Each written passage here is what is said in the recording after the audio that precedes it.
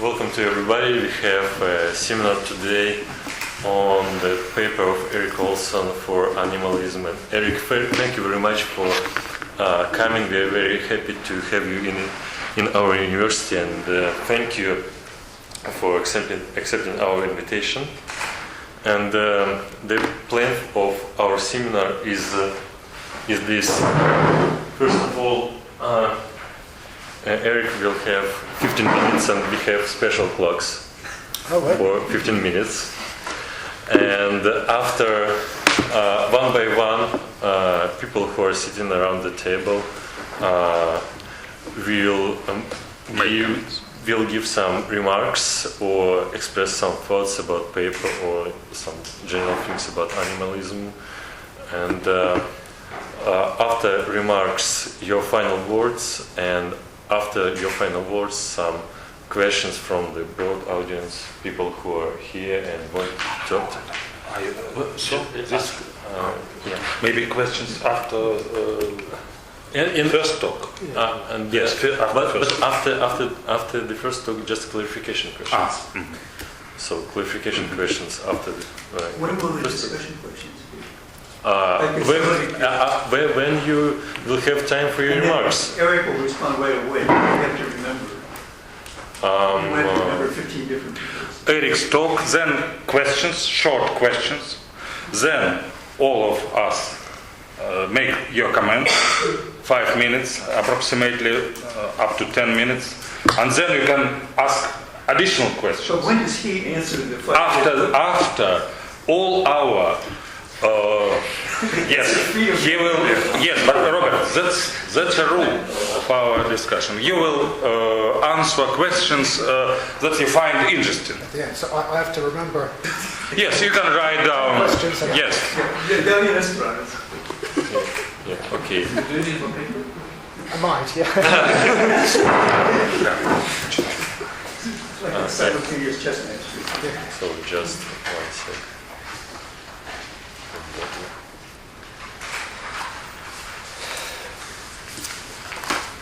So we are ready to start. Thank you. And Eric, now it's your time. Okay. Thank you. Thank you for coming. I was asked to write this piece for a book, a collection of articles on substance dualism. So I was asked to write something for the opposite view. So I sort of summarized some of the things that I said before, and I tried to say a few new things, I guess. So the view that I'm arguing for here is simply that we are animals or biological organisms, and not anything further. And I started by saying that this is a view that doesn't really need an argument, because that's the way it appears to be. We appear to be animals. That's, so to speak, a premise. That's how it appears before the arguments are given. We appear to be material things and to have material parts. It seems that our hands and our feet are parts of us. We seem to extend all the way up to the skin and not any further. We see an animal when we look in the mirror, and the thing that we see in the mirror seems to be ourselves.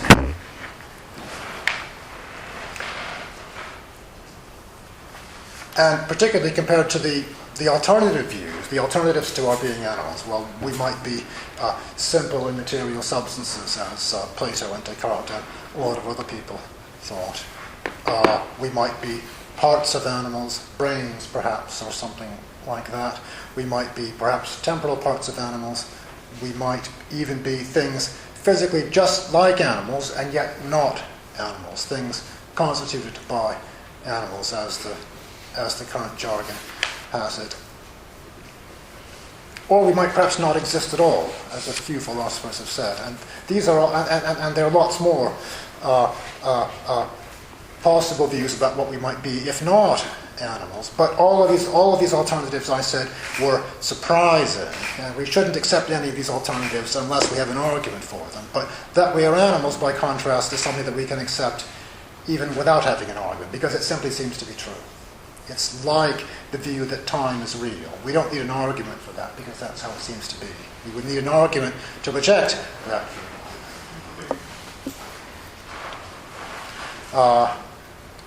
And then I considered some arguments against our being animals. Maybe I'll talk about, I won't have time to talk about all of them, I suppose. I talked about, well, I'll say a little bit about all of them. I said a little bit about Descartes' argument that when we close our eyes and look inside, we don't see an animal. In fact, we don't see any parts of ourselves. And he took this to be very strong evidence for the claim that we don't have any parts, and therefore that we're not animals, because animals have lots of parts. I tried to argue, this is actually the part of the paper that I'm least happy with. I tried to argue that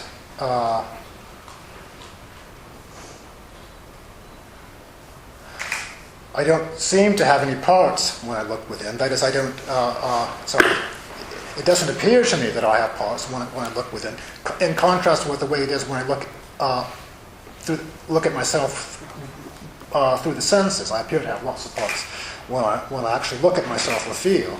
Okay, but the fact that I don't seem to have parts when I look within does not mean that I seem not to have parts. Okay, or at best, the appearance that I have no parts that I get when I look within me is, well, I think at best very weak evidence against the view that I have got parts. I mean, if I had parts, I wouldn't expect to see them by closing my eyes and looking within, so to speak. I looked at another argument to the effect that our being animals would just amount to our being the same thing as our bodies, and that can sound very implausible. So if we say, for example, Descartes wrote the Meditations, that's obviously true. If we say Descartes' body wrote the Meditations, that sounds wrong. There's something wrong with that anyway. So if it's actually false that Descartes' body wrote the Meditations, that seems to imply that Descartes is not the same thing as his body. They must be two different things because they have different properties. And if you think that Descartes' body is just the animal that animalism says is Descartes, then Descartes not being the same as his body would imply that Descartes is not an animal. Okay, so the fact that Descartes' body did not write the Meditations would imply that the animal that Descartes saw in the mirror did not write the Meditations, in which case it couldn't be Descartes, so we couldn't be animals for that reason. I argued that this was not a good argument. Well, I tried to show that this was not a good argument because there are lots of statements about Descartes' body that sound wrong, but which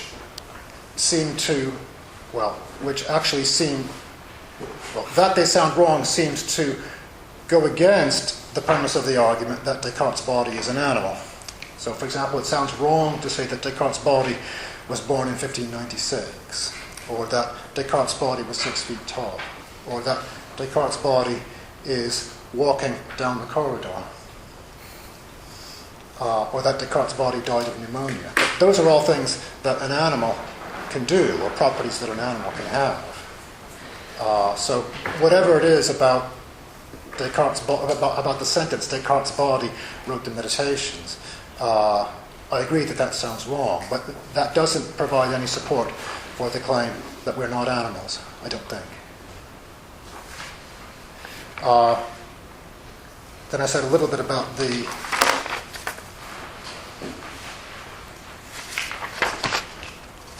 I won't talk about life after death unless you want me to. I said a little bit about the brain transplant argument. This is the argument most commonly given against animalism in the philosophy literature. So the rough idea is that we have different persistence conditions from biological organisms. So the person and the organism could come apart. For example, if you were to lapse into an irreversible coma or a vegetative state, the animal would outlive you. The animal would still exist. You would come to an end. You would cease to exist. But a thing cannot outlive itself. Okay. Or again, perhaps if Dmitry's brain were put into my head, perhaps he would go with his brain, and he would wake up and be surprised at the appearance that he had suddenly taken on, and so on. But of course, the animal, the organism, would stay where it is. Right? The operation would simply move an organ from one animal to another, just as a liver transplant might do, or a heart transplant, or a kidney transplant.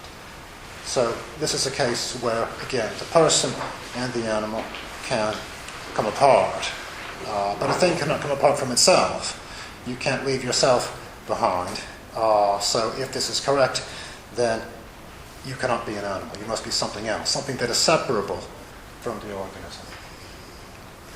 And although I concede that this argument has some force, I think it's not entirely conclusive. Well, arguments in philosophy are never completely conclusive, it seems. And I like, actually, some of the things that Paul Snowden says about this example. He imagines that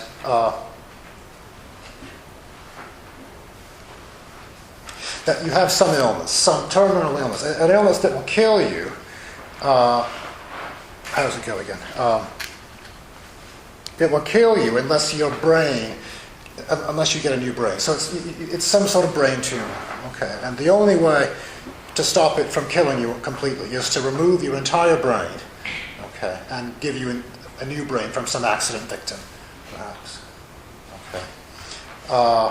Now, of course, this would have very grave side effects because you would lose all your personality and memories and plans and beliefs and knowledge and everything. You would lose all your mental properties, and you would get the plans and beliefs and personality and preferences and so on from somebody else, and that would be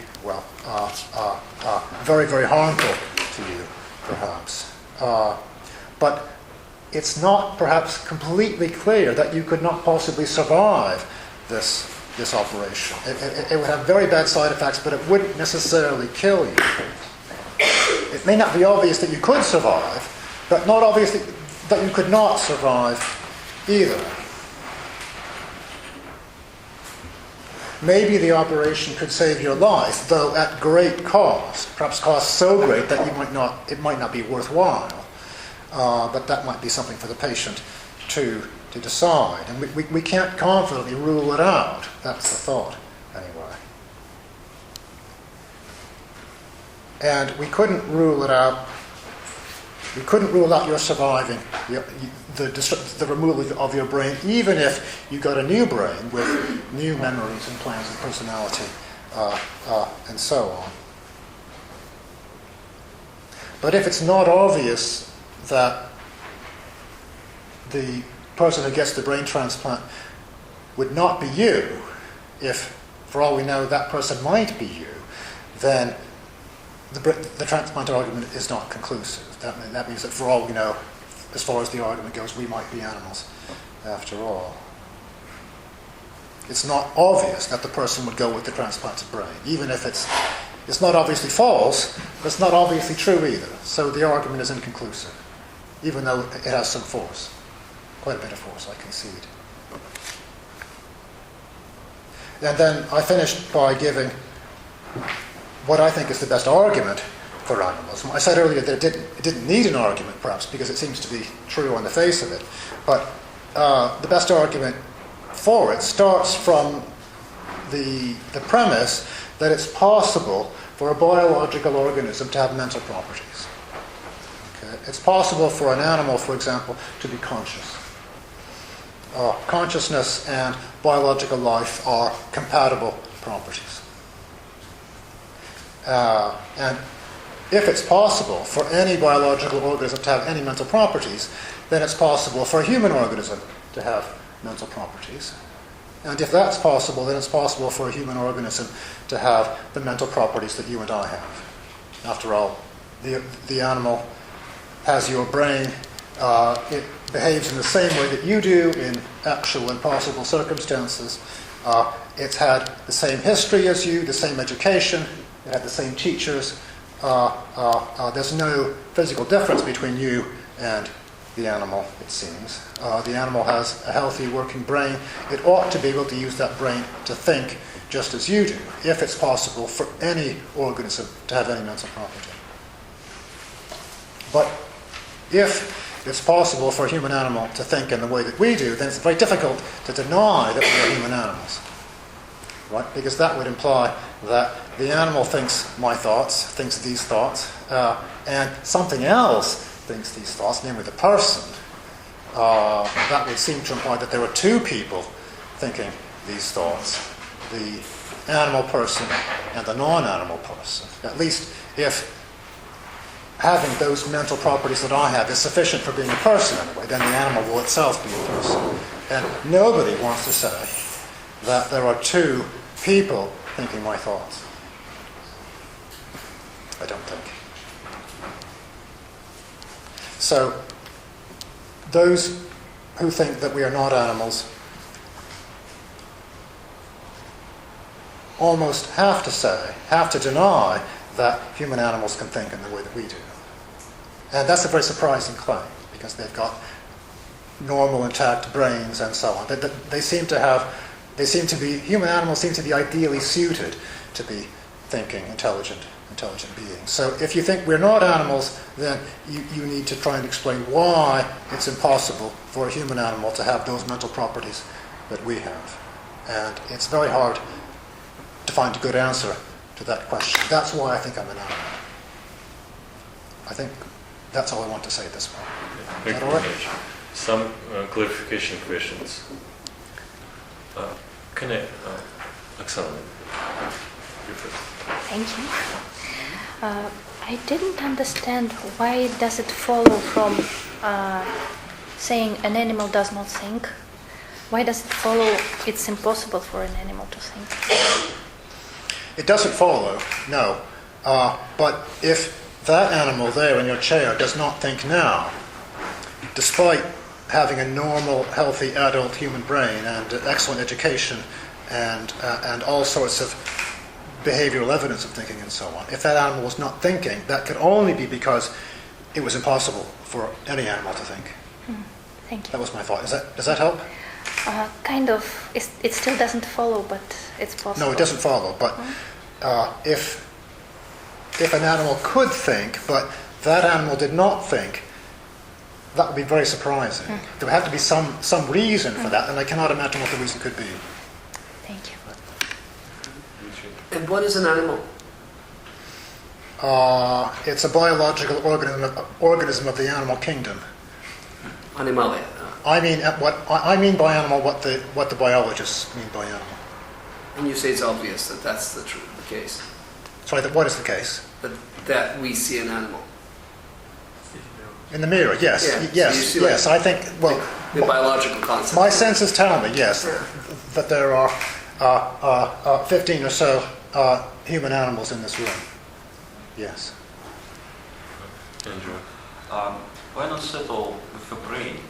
Why do you need the whole body for the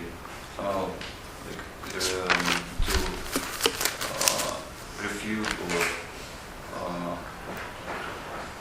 represent the different point of view from two of this? Why not settle for a brain? Why not settle for some sort of identity field, for example?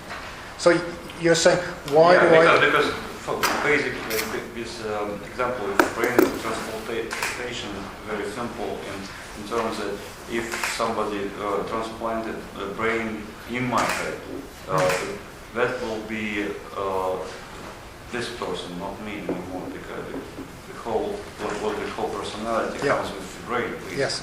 Or Yes. you could settle for the Jack Smart theory, like for the central nervous system identity theory, like the whole nervous system, the eyes, the brain.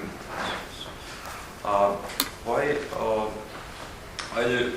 do you specifically mention human animals as a biological species? Why not settle with the brain? Does SMART actually say that Yeah, a person is a central nervous system? Central state, the mental states are the states of the central nervous system, not only the brain. Okay, I think that's a different claim. I'm not sure whether saying that mental states are states of the central nervous system must imply that the thing that thinks or is conscious is the central nervous system rather than the animal. But basically, So it's not a clarification question. Go ahead, okay. And I'm sorry. And the last question. So there is no difference between sentences to be an organism and to be an animal. Is there maybe some difference? Oh, there's a difference, of course, yes, because Okay. you can. I mean, you can be an organism without being an animal, Oh, right? I mean, trees, for example, and bacteria and fungi are I- organisms, but not in this animals. sense. But no one thinks that we're organisms, but not animals. Okay. So, Not even a philosopher would think that. Mhm. Thank you very much. So, Evgeny, you're first. Maybe we will start with Oksana. No. Thank you for interesting paper and wonderful presentation. So we have three questions. In the paper, claim that if we were animals accidentally, we might be able to have life after death by first becoming non-animal.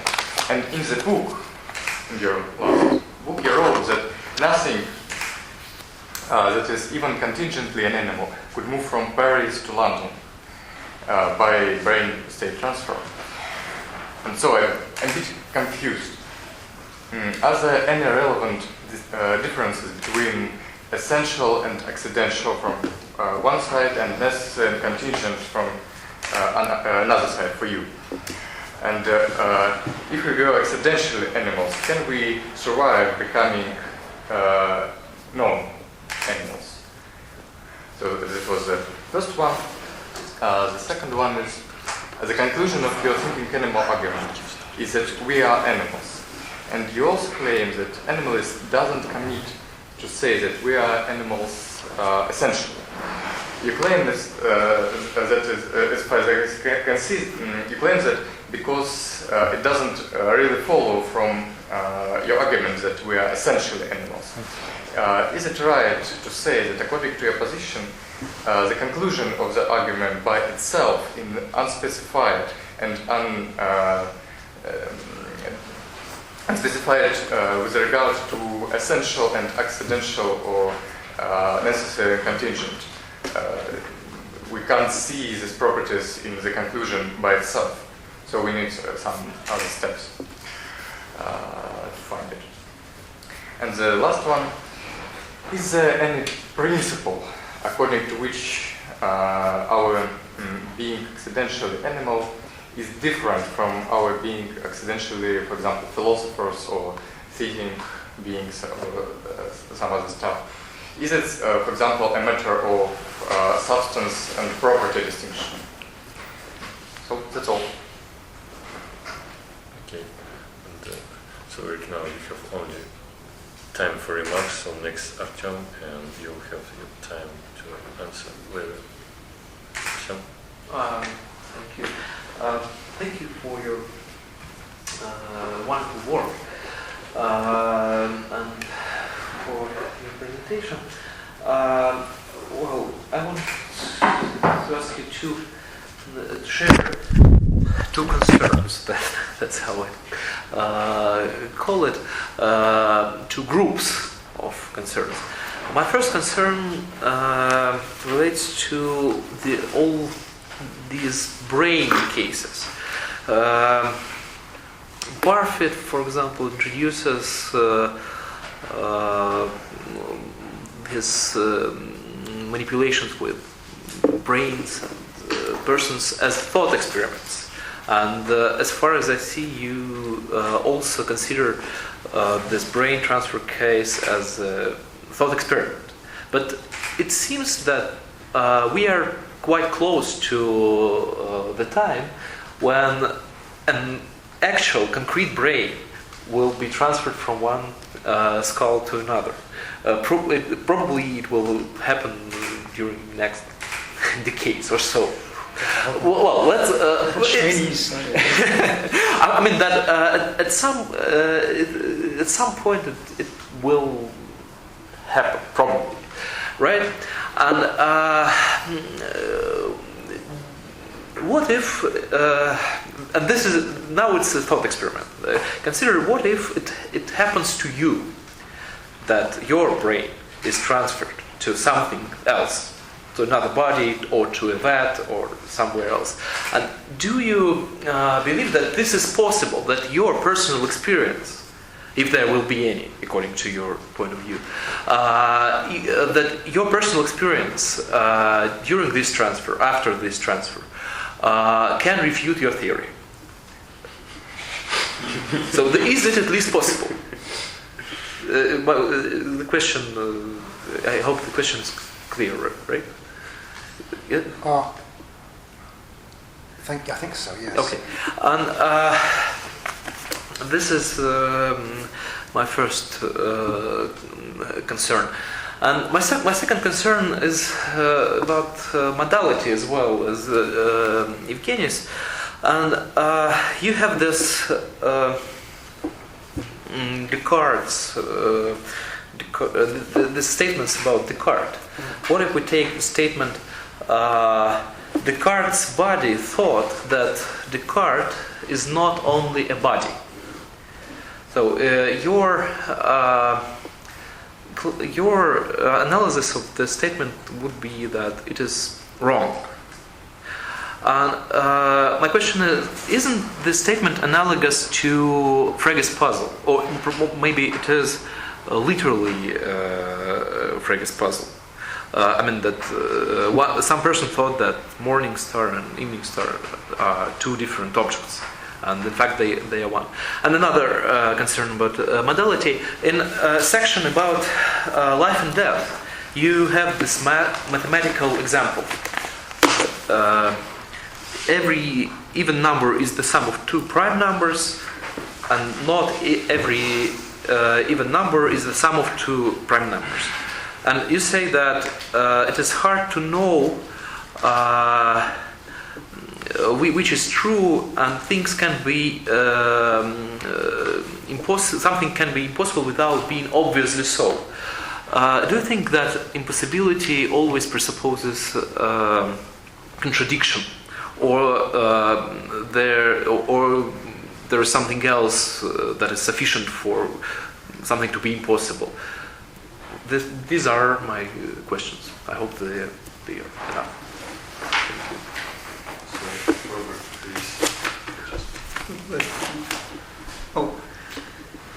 Okay, here's a question which I thought about as I was reading this. So, I mean, actually, I'm presenting this as it's not going to defend animalism, but it's a way of taking some of your claims for animalism and combining them with the brain idea and coming up with something that is supposed to be not so implausible. So the idea is that we shouldn't identify me with a brain. We should identify, it's a sort of mereological thing. We should identify me with a whole of which the brain is and maybe the essential part. And so then the way this goes is this thing shrinks and expands. And leaving aside the embryo case, I've got some ideas about this. What happens is, if there are no brain transplants, then this whole of which the brain is an essential part coincides with the physical thing. Right, and I personally don't see this as a problem any more than two roads that coincide share a centered line. Okay, so no problem. And so far it agrees completely with all your intuitions. So what happens when the brain gets removed? Well, at this point, this possible position is the whole, unless you take a lot of the body with it, shrinks down to the brain, but it's still an essential part. And now we put it into the next body, and now it expands again and picks up the parts of the next body. So you don't have to say things like you point out, I am only 3 feet, my brain, what is it? I'm only 4 inches high and so forth. So the idea is this allows you to capture your intuitions, but also to capture the brain transfer intuitions. And like all of these views, there are going to be tricky issues here, but it seems to me it does. And just a final point, if you're looking, I mean, I suppose I could I don't know whether I want to defend this position or not, but I suppose I could argue if I look into the mirror, what I really see is I am this. And if I identify this, the question is, what is this? Well, I could say it's an animal, and maybe that's what I am contingently right here and now. And what I really am is this whole with this modalized neurological thing. I am in this whole whose essential part is the brain or something like that. So that's the question. What do you make of this? So, yeah, thank you for your presentation and for your visiting. It was wonderful to talk to you a couple of days ago. We had a discussion and I tried to make some arguments against Eric's position. Eric completely destroyed my arguments, but nevertheless, I tried to rebuild them again and rise them. I have three main worries. I will try to be as brief as I could. And the first main worry is about the main argument, the thinking animal argument. My worry is that this argument doesn't prove that we are animals, but only proves that we are thinking animals. Because in all the premises where there is an animal, it is a thinking animal, an animal that thinks. If we are thinking animal, I guess it is not the same as to conclude that we are animals. Because, for example, you say that animals, as they are animals, have specific persistence conditions. It's, first of all, life. But my guess is that if we are thinking animals, we can have another conditions of persisting that would be not only life, not only that we are one and the same living organism, but also, for example, that we are one and the same thinking being. And what are the conditions that preserve thinking being one and the same through time could be different from the condition of what preserve animal as one and the same in a time.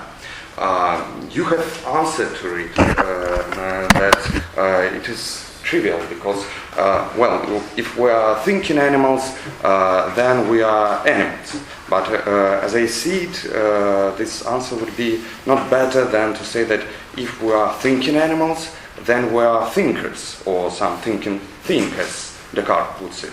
And it could be soul, for example. And the thinking animal argument doesn't tell us that we are animals essentially.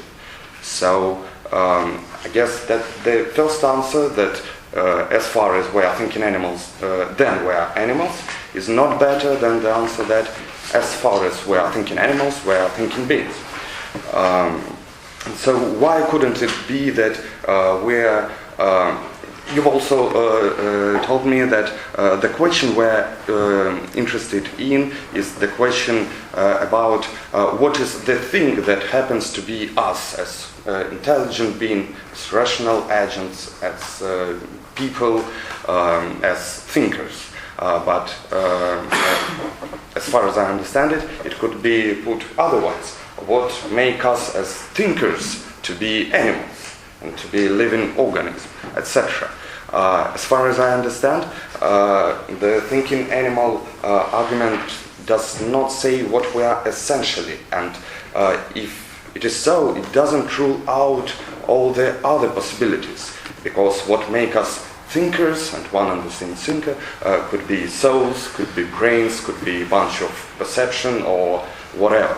And if you claim that your argument is not only the main argument for animalism, but also against other concrete positions, for me it seems dubious, it seems questionable, because as far as I can see, the thinking animal argument doesn't exclude other possibilities. But and that is my second worry.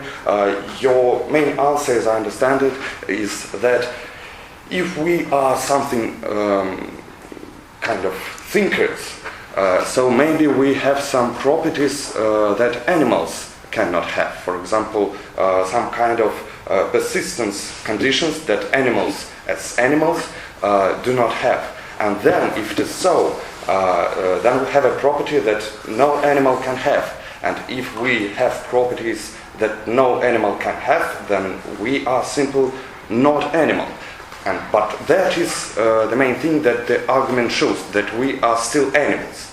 Well, we can be thinking animals, we can be some specific animals.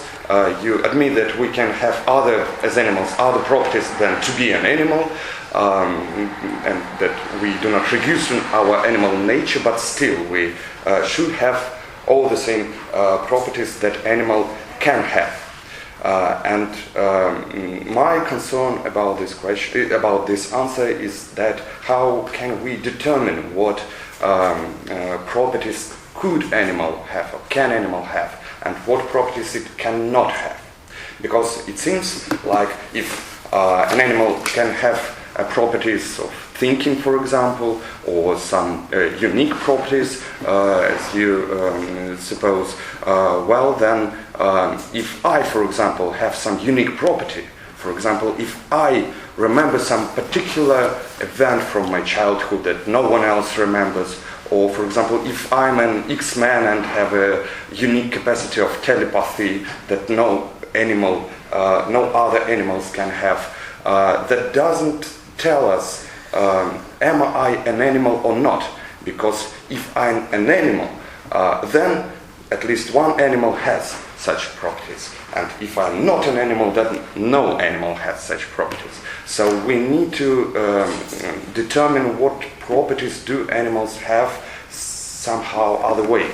And there could be, as far as I say, two ways. First of it is definition. That is what that was my mistaken view on your claims in the book that I showed you the last time.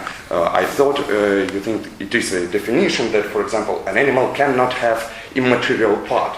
But you say that, well, it is not a definition, it's just what science tells, what biology tells. And that it would be just very surprising if it would somehow reveal that we have immaterial part. It would be contrary to everything we know from biology. And I agree with it, but here goes my last worry, and it's about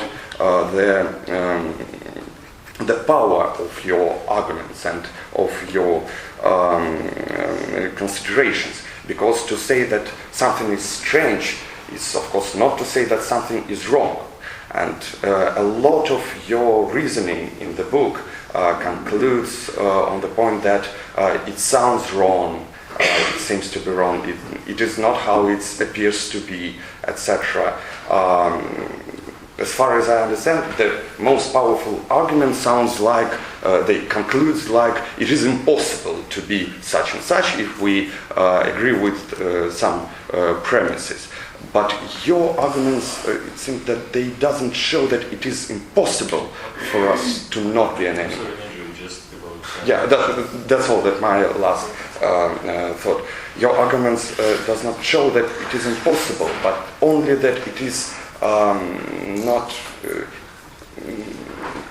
plausible to thought so, because it is not how it appears to be. So my last question is it enough? How do you think? Is it enough to prove your position with such kind of idea that just the opposite idea sounds wrong? That's all. Thank you.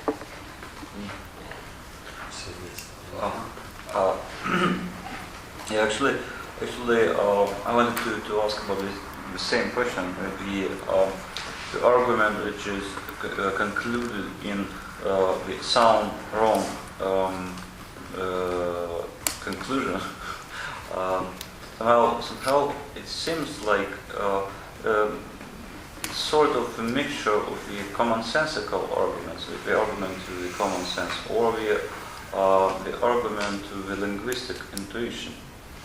For example, if we construe the argument about the Descartes' body as an argument for it was the Descartes' own hand which wrote the discourse, the metaphysique, for example. Descartes' own hand. The same sort of the statements which Gilbert Ryle seems to refute in his concept of mind. But Gilbert Ryle had quite, it seems so, but Ryle had quite different philosophy of language from yours. So is your basically intuitive right or wrong conclusion, is it based on the common some sort of common sense shared beliefs thesis, or on the linguistic intuition thesis? Because it could be the same, but it could be quite different things. But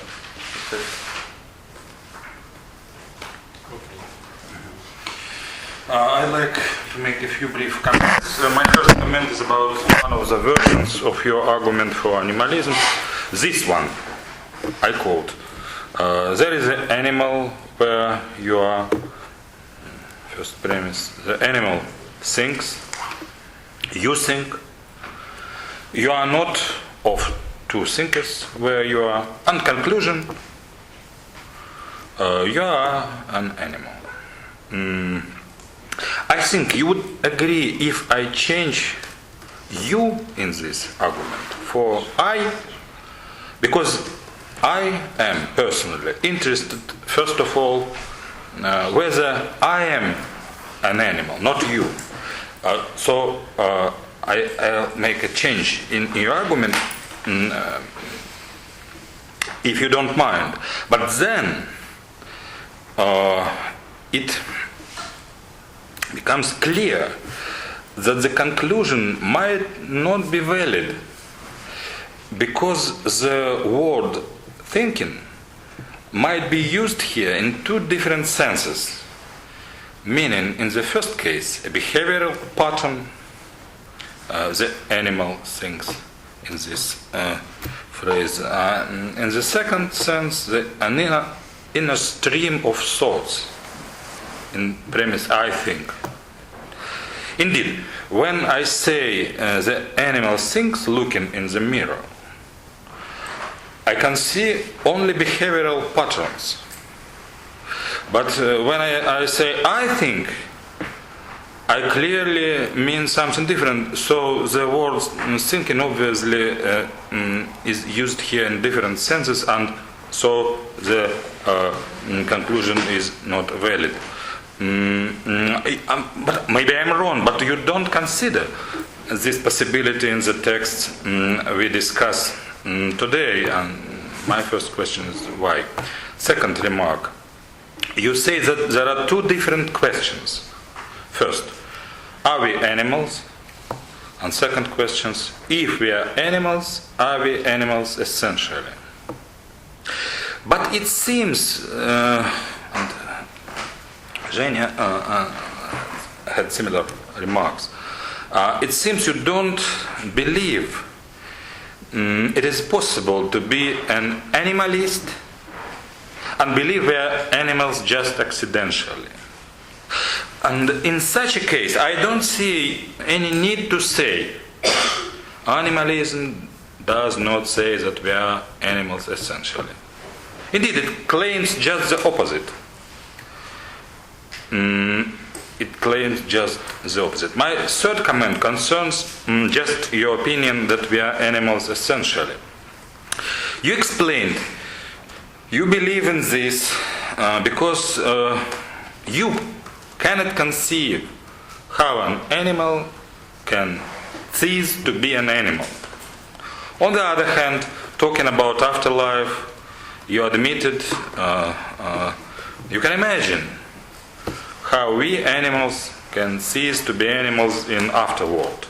During after interview 2 days ago, you explained there is no contradiction because possibility to imagine is no evidence of metaphysical possibility, if I understood you correctly. The problem is that in other contexts, you appeal to imagination as a reliable guide to possibility. It looks like when you imagine a yellow ball that ceases to be a yellow ball and becomes, say, a red ball, you then conclude it is possible for it to have a different color. But when we talk about ourselves, you don't trust to imagination. It seems to me to be a kind of double standards here.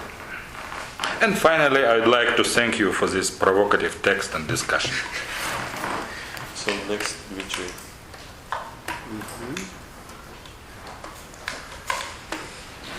So first I'd like to talk about appearances, and then I'd like to cover the argument for the position, consequences that I find a little bit worrisome, and then your arguments against the opponents.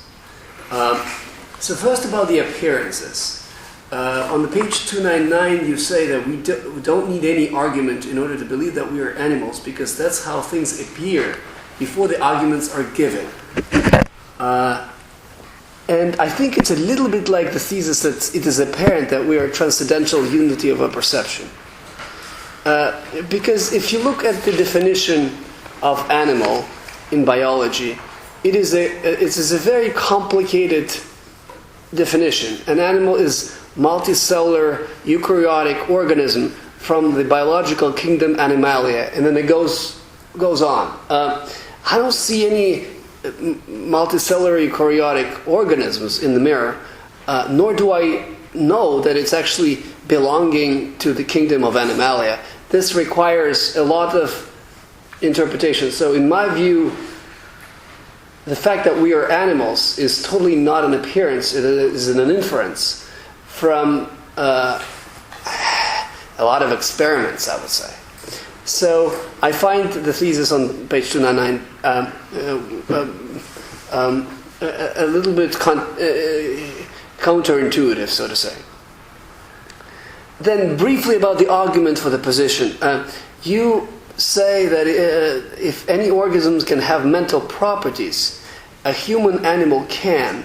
And on that you base your argument. This is page 304. And I believe, and I probably would need a little bit more time for it, but I think that for your position, you need a stronger thesis. If any organism can have mental properties, a human animal without a brain can. So I think that you, I guess it's a little bit related to what Andres was saying before, but I really think that you need evidence that there could be a thinking animal without the brain, or that intuition, to support your view. I do find the consequences of animalism strange. And one of the stranger cases for me is not when you transplant the brain but to another person, but when you destroy the body, take the brain out, and there's a brain there that's either connected to another body or not connected to another body. So that, according to your view, you have a new person there. Now, where does that person come from?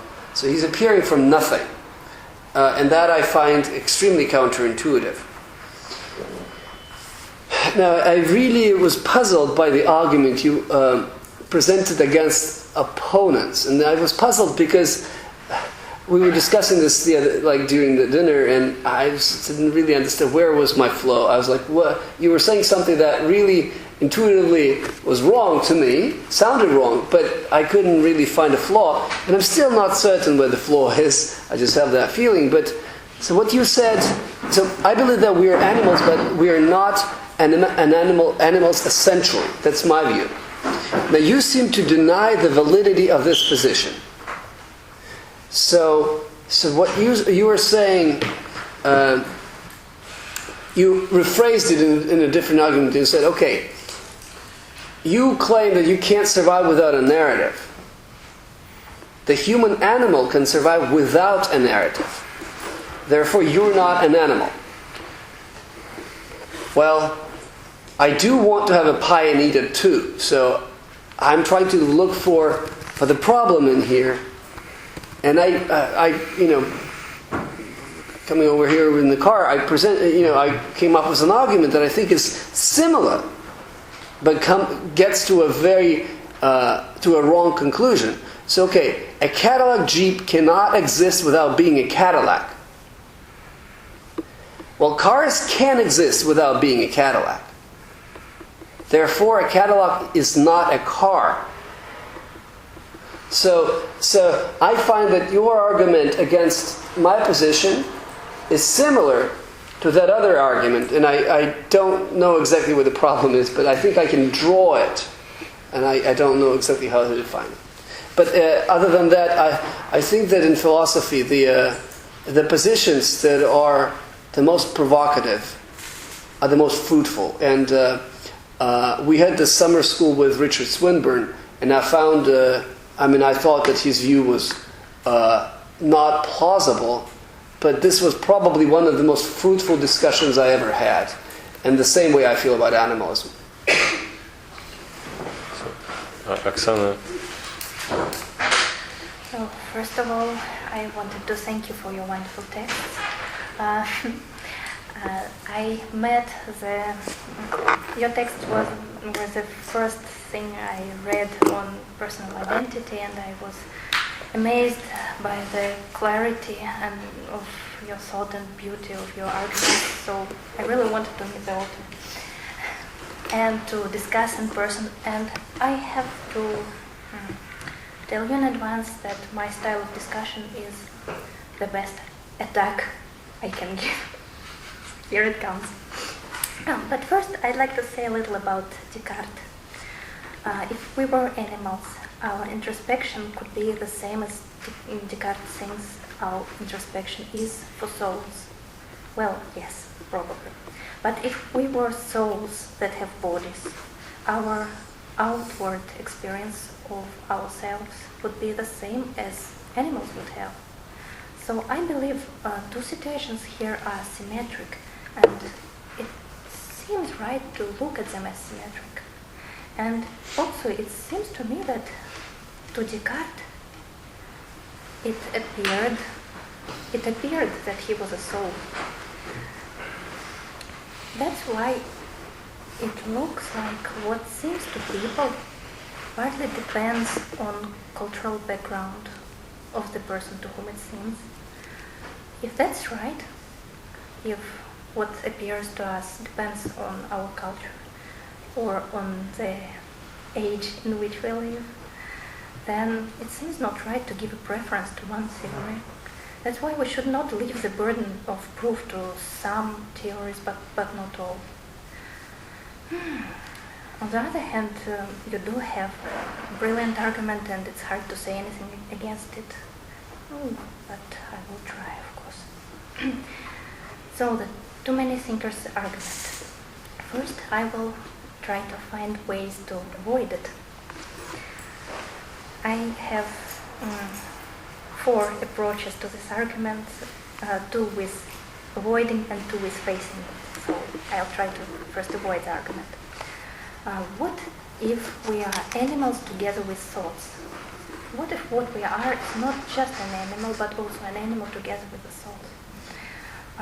Then the animal would think and the person would not, because the person is both the animal and its soul.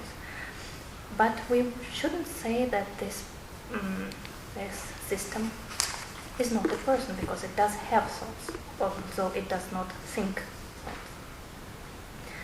Then it looks like if the whole thing doesn't think, then the problem is avoided. The second attempt to avoid the argument is asking, why is the argument about thinking if animalism has place for not thinking human beings? Why is it thinking that is so important and not, for example, feeling? Suppose someone's organism is hungry and constantly sends signals about that to the brain. I'm hungry, give me food. But the person is thinking about philosophy and therefore does not feel hunger. Then there is a hungry organism and a non-hungry person in one armchair. And if we take feeling as important as thinking, then the too many thinkers argument can be avoided. But it's not very fair to avoid it. I better face it. Here are two possibilities of facing it. First, how does your consciousness know whether something that is different from it is having the same thoughts as the consciousness does? Maybe when you are thinking about animalism, your body is thinking about blood pressure or chocolate. You said that you and your body have same likes and dislikes, but having that in common does not imply complete mental sameness. If we were not animals, we could not only be unaware about being not animals, because we and animals have the same thoughts, but we also could not notice being different because we think different thoughts. We still wouldn't know that there is something else in the same armchair thinking different thoughts.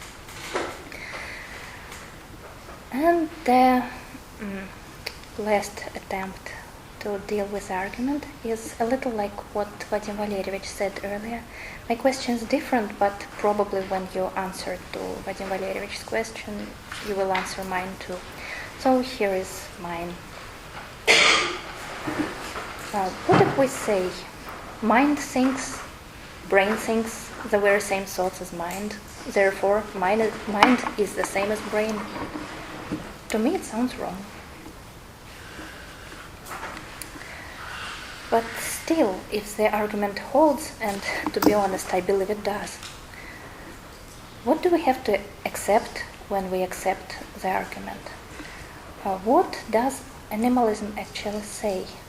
And this is also a question. To me, it looks like saying that we are animals is probably equal to saying that we have the property of being an animal. If we take being equal as a predicate, we can reformulate it.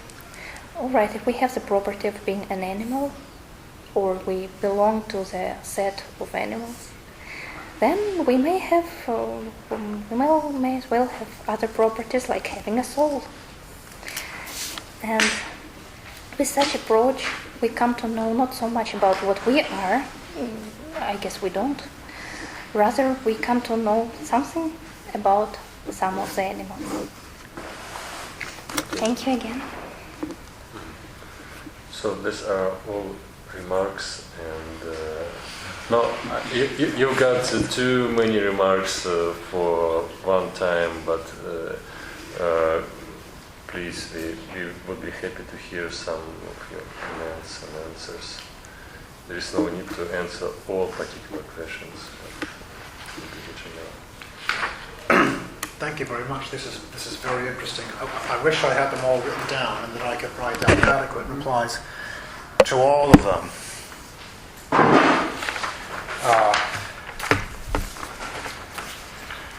So you'll have to give me a second to think about where to start.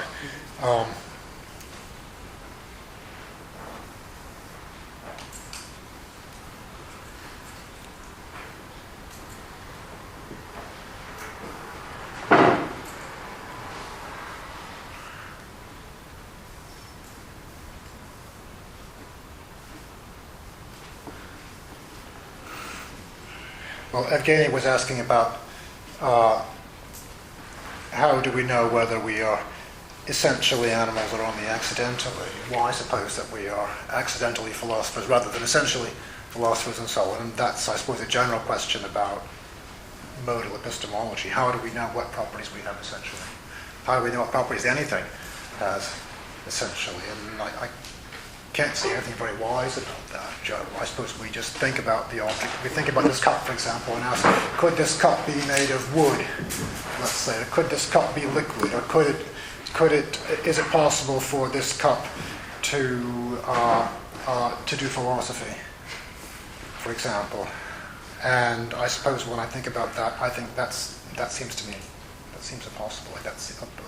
But when you ask why does it seem impossible, or what seems impossible about it, it's hard to say very much about that. It strikes me very forcefully that those things are impossible. Whereas, by contrast, if I think, could the cup be a different color, or could it be cracked, or could it be over there instead of here? And those things very forcefully strike me as being possible. It's not just that I can imagine them, to address someone else's question, but that because I can imagine, imagining in a way is easy. Perhaps in some sense I can imagine the cup sprouting wings and flying away, even though I don't think that's possible either. I think it's I don't know, being able to think it through in some detail. And to the extent that I can think it through in some detail without it seeming impossible to me, that seems to me a reason, if only a fallible reason, to think that it's possible. But there's nothing original or special about any of those thoughts. I didn't catch your name. Artem. Yeah. Thank you.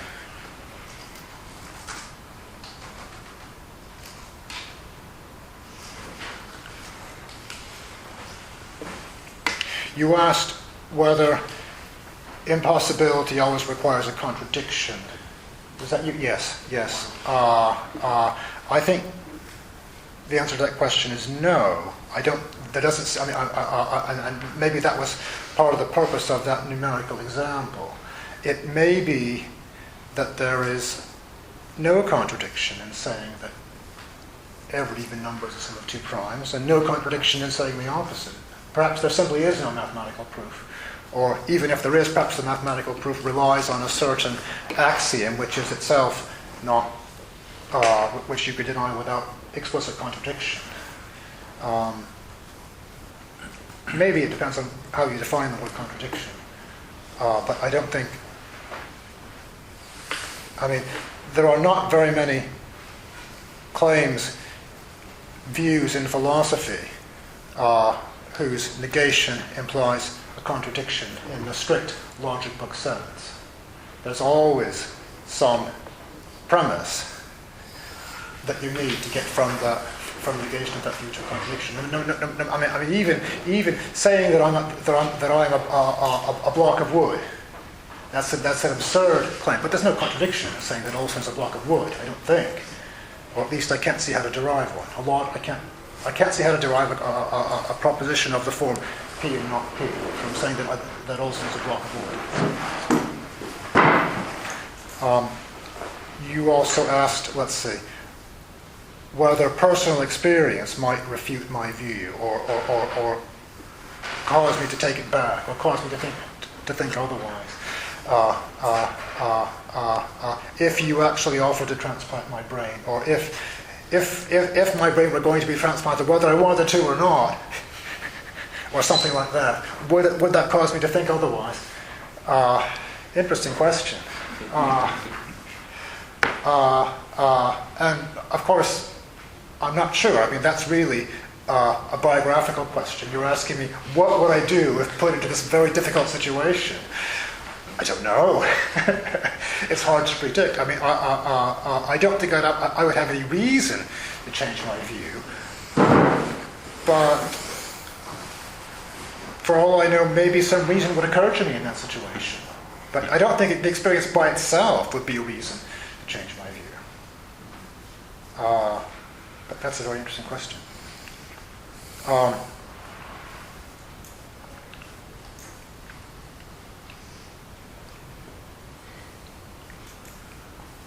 I wasn't quite sure about the Frege's puzzle question. Perhaps we can discuss it afterwards. Okay. Because, yeah. By the way, I'm very happy to discuss any of these things afterwards during my visit. That's why I'm here. Yeah. So we'll have some time. Just Okay. during the dinner. Yes.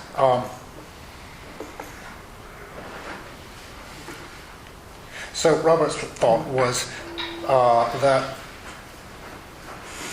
I am a whole of which the brain is an essential part, so that and that in real cases where there are no brain transplants and so on, I coincide with the animal. But if my brain were transplanted, then the animal and I would go our separate ways. So the thought was then that I might be an animal contingently, but what I really am, you said, was a whole of which the brain is an essential part.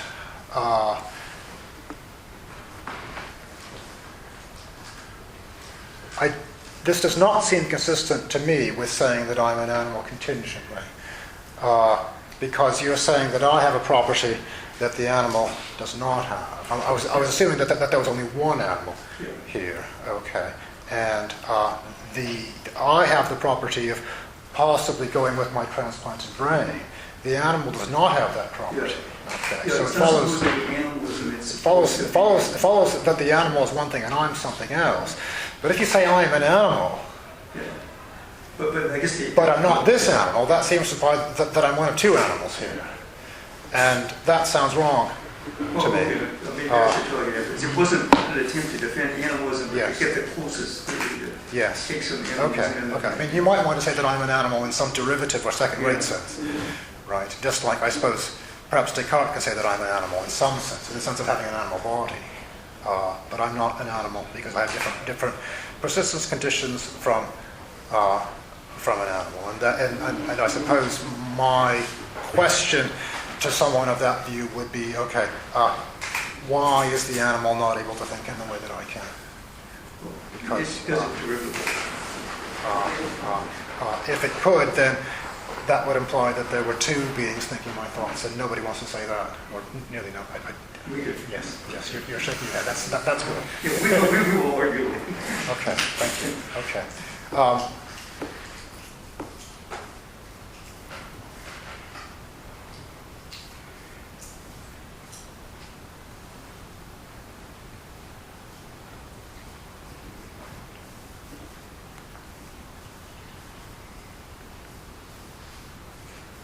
Okay, so Andrei's question, first Andrei's question.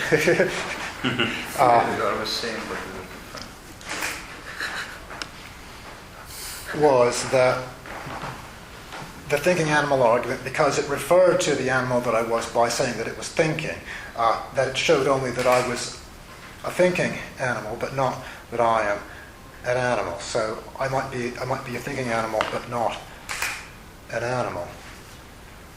So, and I think the reason that I didn't consider that before was that I was assuming, perhaps naively, that every thinking animal is an animal, just like every sitting animal is an animal, and every flying animal is an animal, and so on. It doesn't follow.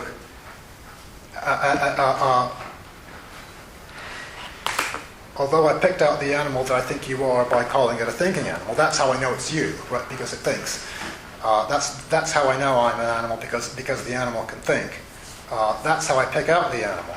That doesn't, I don't think, give any reason to think that thinking is essential to the animal. I've picked out the animal by some property. The property need not be an essential property of the animal. Just as I might know that I'm the animal I can see in the mirror over there, even though, of course, being seen in the mirror is not essential to the animal.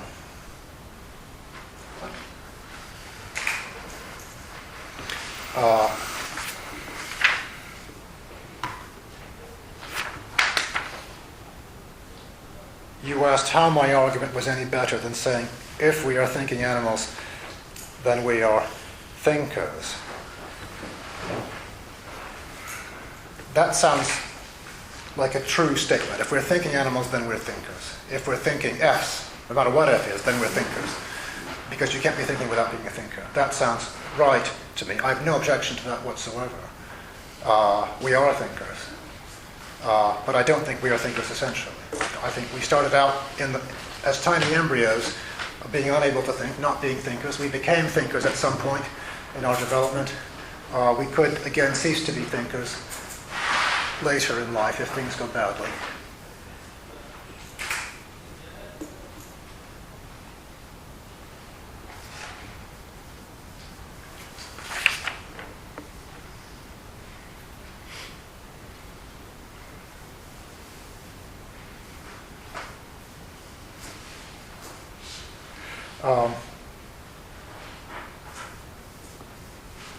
You said that because the thinking animal argument does not say what we are essentially, in fact says nothing at all about that, it doesn't rule out the alternatives to animalism. I thought that it did rule them out because the argument, the conclusion of the argument is that we are animals, biological organisms, and that's incompatible with our being immaterial substances or brains or non-animals coinciding with animals or the other views. There are, I suppose, a number of views about other aspects of our nature that are compatible with our being animals. That we are animals is only the beginning, I suppose, of a complete account of the metaphysics of human people. And there are lots of other questions that arise, for example, about what essential properties we have and whether life after death is possible and so on and so forth. But our being animals is a very important start to that project, at least, because it rules out a lot of views about our nature. For example, it rules out the possibility that we are essentially thinking conscious beings, it seems to me, and makes it very difficult. Well, it puts a lot of obstacles in the way to the possibility of life after death and so on and so forth. So I think, although it's perhaps a sort of thin and minimal thing to say that we are animals, I think it rules out quite a lot, actually. It rules out most of the things that the great philosophers of the past have said about us, from Plato, perhaps not Aristotle, but Plato and Augustine and Descartes, Spinoza, Leibniz, Locke, Berkeley, Hume, Kant. All those people denied that we are animals, and they had the reasons for denying it. So I suppose I've declared war in some sense, in a friendly sense, against all those people, which is not something that I do very lightly. You said that I reject things just because they sound strange, but that doesn't show that they're impossible. Strange things can be true. Sometimes truth is stranger than fiction, as they say. Is it enough just to show that the alternatives to my view sound wrong? That's a very nice question, actually. And of course, I don't think that simply sounding the fact that something sounds strange is not a sufficient reason to think that it's false, because I have to say a lot of strange things. But I suppose it's best to minimize strangeness. If something sounds strange or something sounds wrong, that's a reason, though not a conclusive reason, to reject it. And to me, it sounds very strange to think that it's absolutely impossible for any biological organism to have any mental property. And because that sounds so wrong, I find it impossible to resist that claim. And everything that I've said, I think, more or less follows, or as far as I can see, follows from that assumption. That is, that it's possible for a biological organism to have mental properties.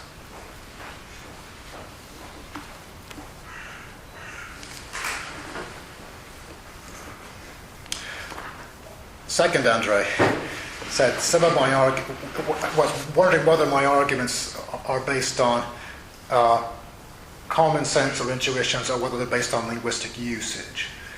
I think the arguments based on language that I considered were arguments that were my opponent's arguments. I didn't think that any of my arguments were based on linguistic usage, though I could be mistaken about that. Quite a lot of the arguments that I discussed, including the brain transplant argument and so on, all these wild science fiction stories, they're not my arguments. They're arguments that my opponents use, and I'm happy to discuss these arguments, but usually I want to criticize them in one way or another. So yes, I mean the Descartes' body argument is, I think, one of the few arguments in this sort of area that does involve the philosophy of language, and I think that's a very tricky and difficult. I mean, all this, the word body in English and in all other languages that I know about, behaves very strangely in cases like this. It's very hard to work out what the rules are, but I don't think it's not a good guide to metaphysics. I don't think. And I think actually the word mind is also very slippery, very dangerous in metaphysics. The word mind as a singular term. How am I doing for time? We are fine. Okay. You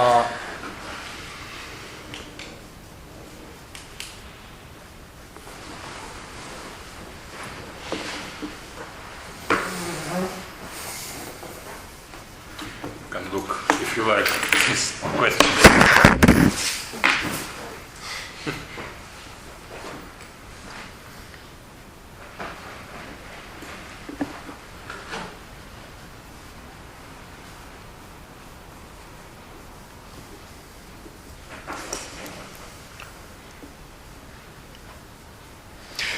Okay, so Vadim's first question was whether thinking means a certain sort of intelligent behavior, or whether it means an inner stream of thoughts in my thinking animal argument. And I think I took it, and then if it's the second, if it means an inner stream of thoughts, how do I know, or why suppose that the animal is thinking in that sense? And I did mean it in that sense, I suppose. If there are such things as inner streams of thoughts, the premise of the argument is that the human animal thinks in the very same sense that I think, whatever that is. Okay, so I suppose insofar as I've got an inner stream of thoughts, then I think the animal has as well. How do I know that? Well, I don't know it for sure, but when I think about how it's possible for me to think,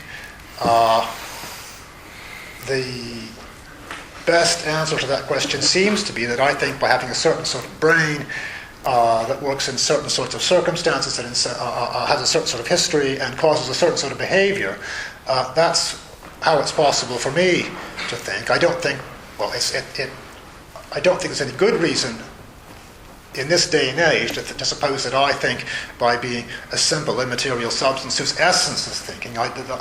We don't want to say that. But if that's what enables me to think, it's something about brain and behavior and interaction with my surroundings and so on, that the very same thing ought to enable the animal to think. Because it has the same brain, the same surroundings, the same teachers, the same history, the same behavior, and so on. So it would be astonishing if all this stuff enabled me to think, but not the animal. To think in the inner stream of thoughts sense. Mm-hmm. All right.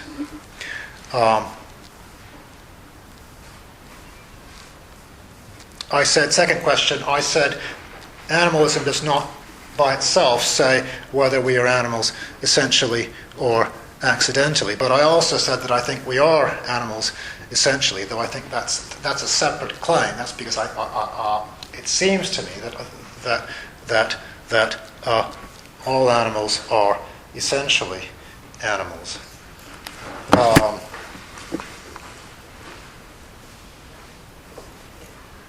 But if animalism is simply the view that we are animals, then it's compatible with saying that we are animals accidentally. Okay. But then that if you think that we are animals accidentally, then that means that you think that it's possible for us to exist without being animals. And I can't see how that doesn't seem possible to me, and I can't see how it could be. But that's a further debate. Mm-hmm. All right.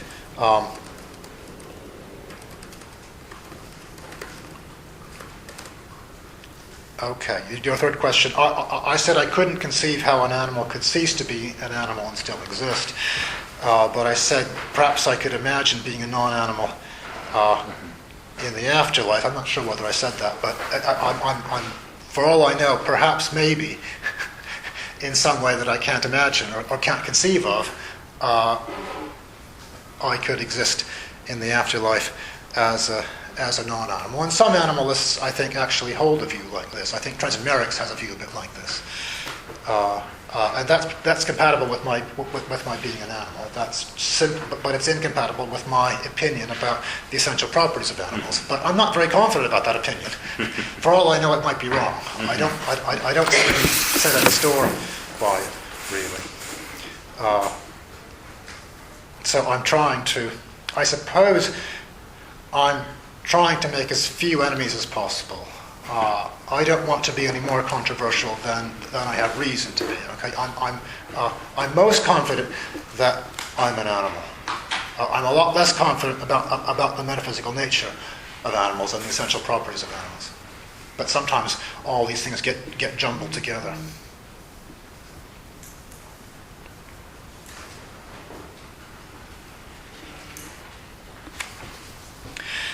Dmitry asked a very interesting question about the appearances. So I said that before the arguments are given, the appearance that we sort of start with, so to speak, in doing philosophy is that we are animals. But then when Dmitry asked me what I meant by animal, I said, well, I mean what the biologist means, a multicellular organism of the animal kingdom, and so on. And so he asked, well, okay,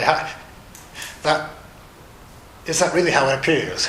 That I'm an animal in that technical biological sense? Okay, good.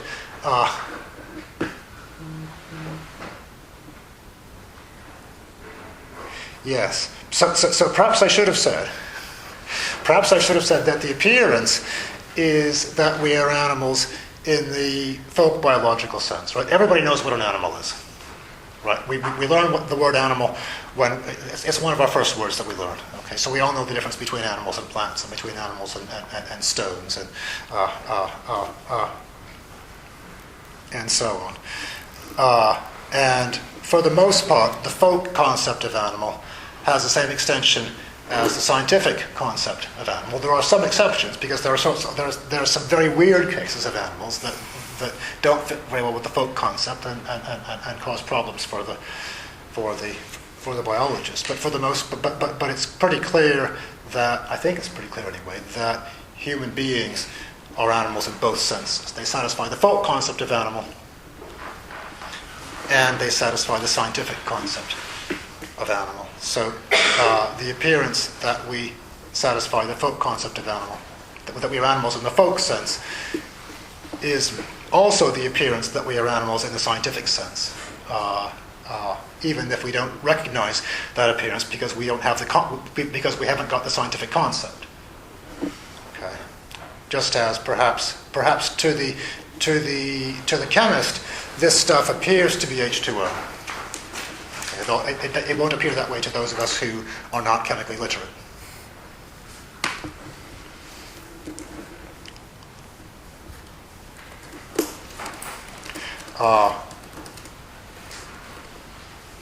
I was very puzzled by the second question. You said, I said, if any organism can have mental properties, human animals can. You think I should say, if any organism can have mental properties, human animals without a brain can have them. That was puzzling because a human animal without a brain probably has no mental properties, just as a human animal without a liver cannot clean its blood. So I wasn't sure why you thought I should be saying that. You're saying that we're thinking human, thinking animal. Yes. And then thinking animal without brain is hard to imagine. Yes, probably impossible. Yes. So I didn't mean, I certainly don't believe that a human animal without a brain can think. It's only certain human animals that can think. Those that are have a certain degree of maturity and a certain sort of health and a certain developed nervous system and not under general anesthesia and so on. But all of those conditions apply to all of us.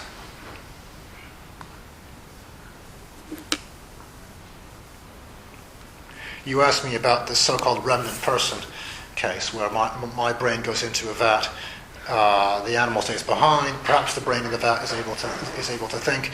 Is it not very implausible to suppose that the brain in the vat is not me, but a new person? And my answer is yes. It's very implausible. I accept that. But what are the alternatives? I don't think there's any plausible description of this case.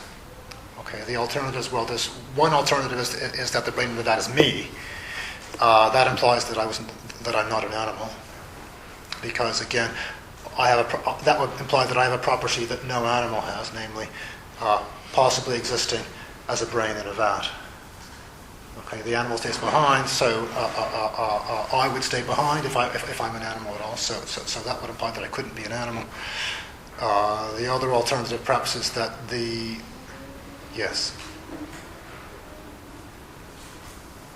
Yes, and so I would rather deny that the brain in the vat would be me than deny that I'm an animal. Because denying that I'm an animal would require denying that an animal can think in the way that I can.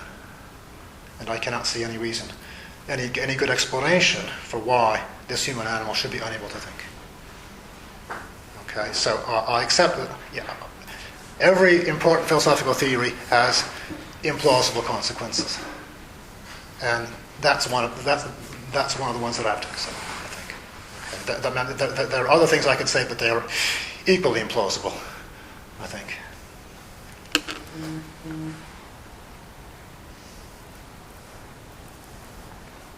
Your question about the logical structure of the argument. So the argument went, I have a property that no animal has, according to your view.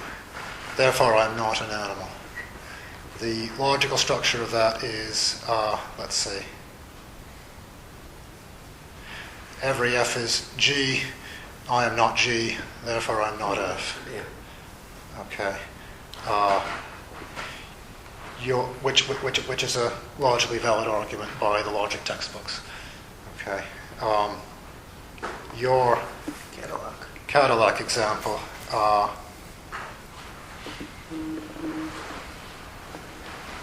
Cadillac can't exist without being a Cadillac. Cars exist without being a Cadillac. A Cadillac Jeep is not a car.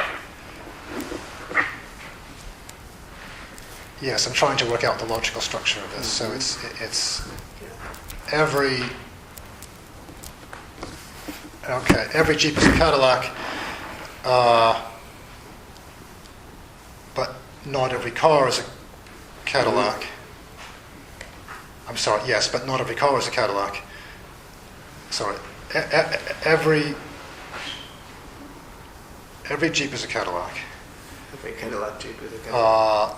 That is not a Cadillac. Therefore, that is not a Jeep. That is not a car. That is not a car. Yeah, it's Well, of course, that's not a logically valid inference. That argument has a different form from a different logical form. Okay, so I'll try to find a difference in the form. Okay.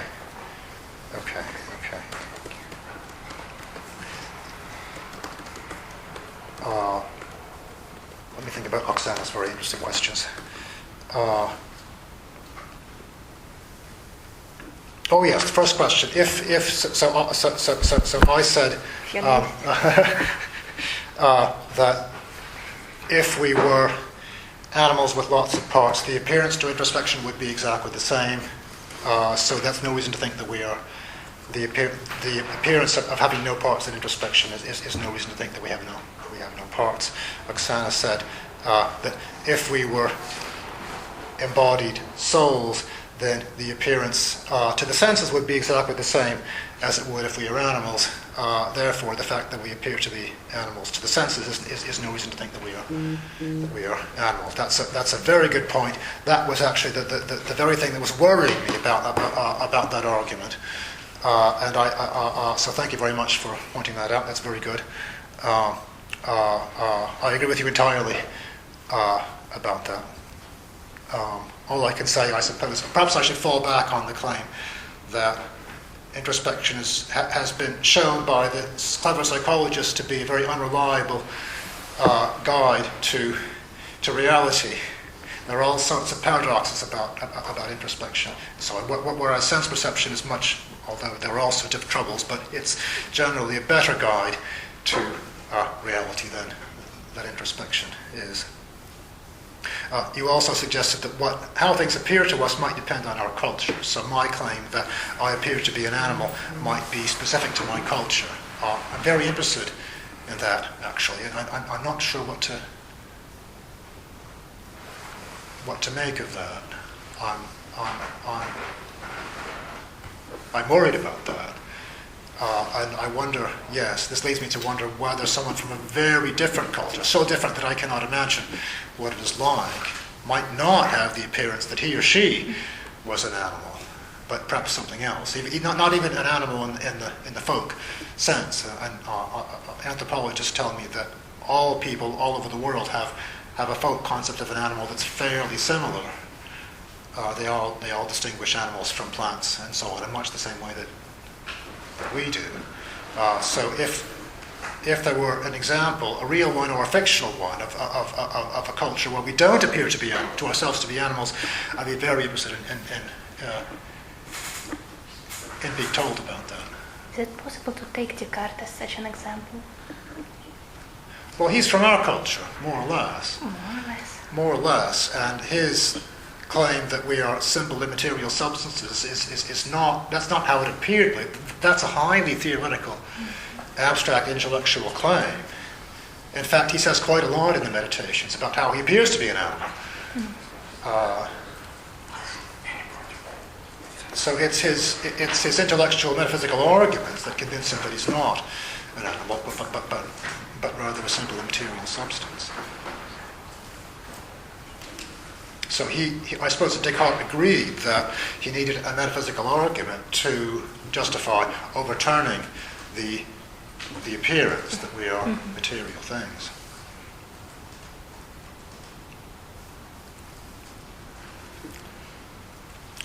You suggested, you asked whether we could be animals together with thoughts. In that case, the animal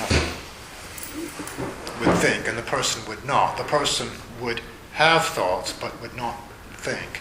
I don't think I quite understood this. I guess I'm not sure what you mean by the phrase, the animal together with the thoughts. Is that really a singular term?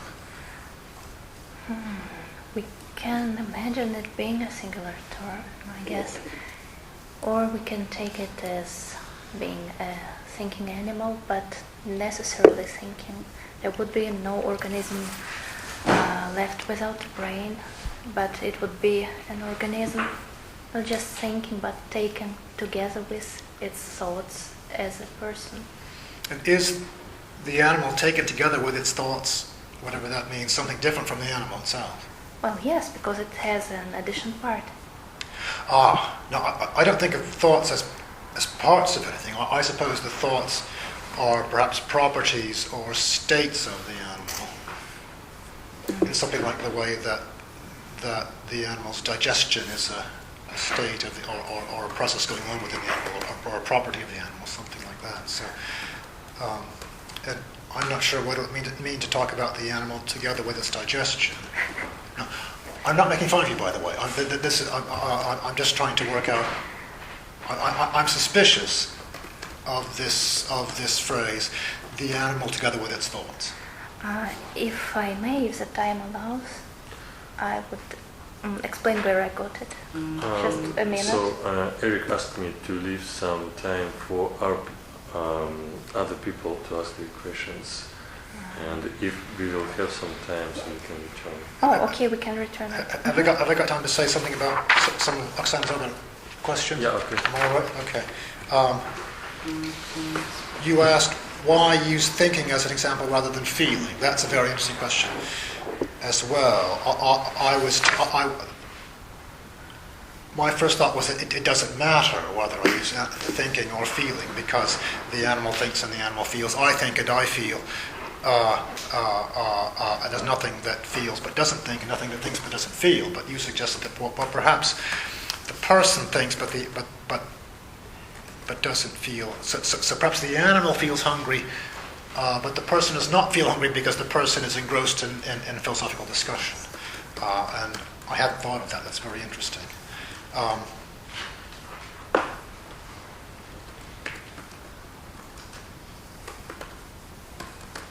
I guess that sounds like a theoretical description again, and not how things appear. I mean, it may be that I'm so busy in discussing philosophy that I don't notice that I'm hungry. And you might describe that by saying that the animal is hungry, but I'm not, or that my body is hungry, but that I'm not. Perhaps I would rather describe it by saying that perhaps I am hungry, but I don't notice that I'm hungry. Perhaps I have some unconscious feeling of hunger, or perhaps that feeling is simply pushed to the back of my mind so that I don't notice it, although perhaps it's sort of niggling away. That would be a more neutral description, and metaphysically neutral, I suppose. Whereas this description seems rather metaphysically loaded, and it would imply that there's a thinking thing and a feeling thing, and they're different things, and I wouldn't want to accept that without a better reason, I think. I hadn't thought of that. You asked, how would we know whether another being was sharing our thoughts? What would that be like? Could we detect it in introspection?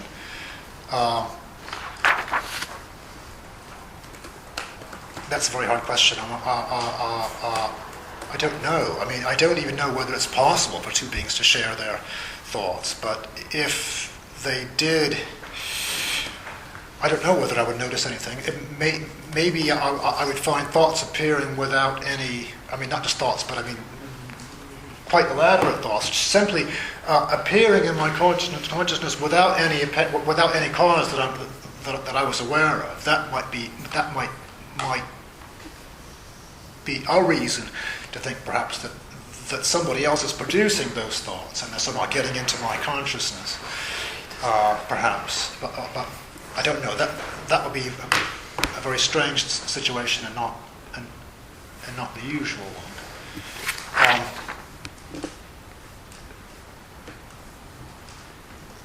Your final question was if we say the mind thinks and the brain thinks the same thoughts, and that sounds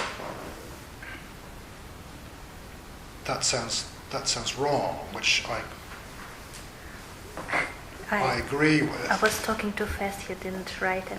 I guess I was thinking whether saying the mind thinks and the brain thinks can be added to the too many thinkers argument. Okay. Okay. So I think, and the mind thinks, and the brain thinks, and the animal thinks.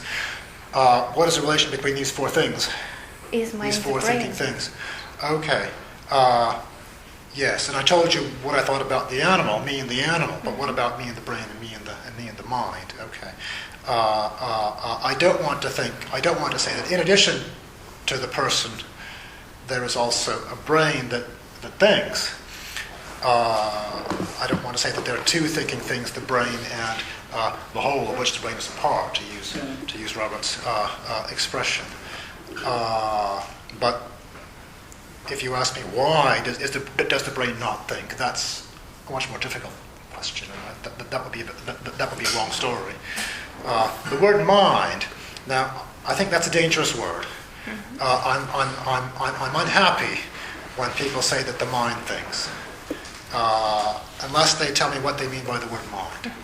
Okay, because it's easy to argue, to give a metaphysical argument using the word mind and end up in a bad place. Okay, so it sounds wrong to say that Dmitry's mind is 6 feet tall, or that Dmitry's mind is wearing glasses, and Dmitry's mind is sitting. That sounds wrong. Okay, but is that a reason to think that Dmitry is something other than his mind? That there's this thing, Dmitry's mind, which thinks, and something else, Dmitry, which well, I don't know, perhaps doesn't think, or that Dmitry's mind, is that a reason to think that the thing that thinks is not 6 feet tall, is not wearing glasses, because it sounds so wrong to say that the mind is wearing glasses. Those sound like bad arguments to me. And the word mind, like the word body, I think, behaves in strange ways. And it's not very clear what the rules are for using the word mind as a singular term for a particular thing. And I don't think that's a good guide to metaphysics. All right? Thank you. So thank you very much. It seems you're the first our guest who has answered so many questions. You are different. So, does anyone else have question for Eric? I mean, like the guys who are sitting not at the table. Okay. Thank you very much for the presentation. And I've got kind of an abstract question. Well, just a few hours ago, I was talking to my friend, who is actually a postgraduate student from biology faculty, and I invited her to a lecture. I'm going to take place tomorrow, and she asked me briefly describe your theory, and so I did. I said, well, we are thinking animals, and she replied, well, it seems to me that I already know it. And, well, yes, and as far as I understand from your paper and from your book, that not all philosophers think that, well, take the animalism position, and it's not a popular one among them. But I guess your first aim was to make it popular among philosophers. But what is your second aim? Well, can your position be useful for other sciences? Thank you very much. Yes, I'm not surprised that your biologist friend said that, actually. And it would be the same if you asked probably a lot of other people, even people who aren't biologists. In fact, when I have sometimes taught personal identity to undergraduates and started with the thinking animal argument. But started with the view by saying that we are animals, and they all nodded their head and said, "Yes, Professor, that's exactly right." Of course, as you say, and then go on to talk about brain transplants. And then there are brothers. In that case, they're skeptical about the brain transplant argument, although some of them changed their mind. But if I do it the other way around, which is the more usual thing, to start with the brain transplant, then it's easy to get them to think that we're not animals. Okay, but so I think it's easy to think that we're not animals until you think about the consequences of that. For example, in the brain transplant case, and of course, most biologists and most non-philosophers have not thought about brain transplants. They haven't thought about the consequences. Perhaps they do. But the reason why so many philosophers deny that we are animals is because of its consequences. To do with brain transplants and to do with lots of other cases, such as conjoined twinning, life after death, the brain in the vat example that Dmitry was talking about, and so on. Does that answer your question? Yeah, yes. Thank you so much. So some other questions? Okay. So Eric, thank you very much for